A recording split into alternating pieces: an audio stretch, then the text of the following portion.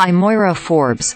Forbes StaffForbes' 20th annual list of the world's 100 most powerful women reveals a complex picture of female power. This year's list spotlights a dynamic array of leaders from diverse spheres of influence, featuring both groundbreaking newcomers and established figures, all marking significant strides in women's global impact.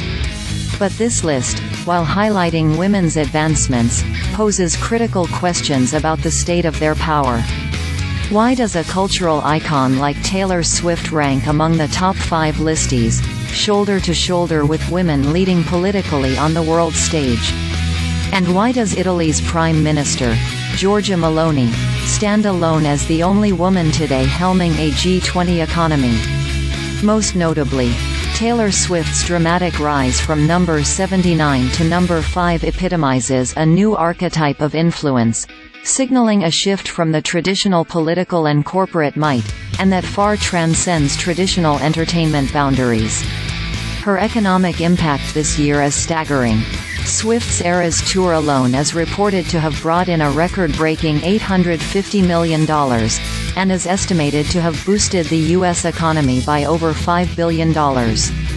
Her innovative business strategies have redefined industry norms.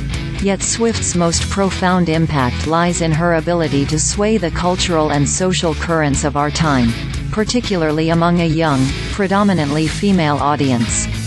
She symbolizes a new era of power, influencing people and culture independent of any country or company. Swift's ascent also highlights a significant gap in the landscape of women's power, the realm of politics and policy. This year's top listees: European Commission President Ursula von der Leyen. Number 1. European Central Bank President Christine Lagarde. Number 2. U.S. Vice President Kamala Harris. Number 3. And Prime Minister Giorgia Meloni. Number 4. Exemplify women's influence in spaces historically dominated by men, and are pivotal in shaping economic policies and legislative frameworks. However, these leaders highlight the exception rather than the rule. This marked scarcity of women in top political roles sharply contrasts previous years. A decade ago, 5 women were leading nations within the top 25 global economies, but today, this number has dwindled to just 1. Only 13 of the 193 United Nations member states today are led by female heads of government.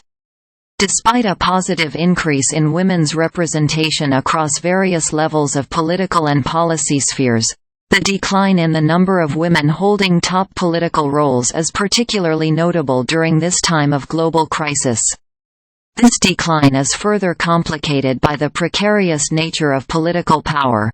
On this year's list, 5 key leaders, including Ursula von der Leyen and Kamala Harris, face reelection challenges, while others like Tsai Ing-wen, number 30, and Zuzana Čaputová, #80, are nearing the end of their terms.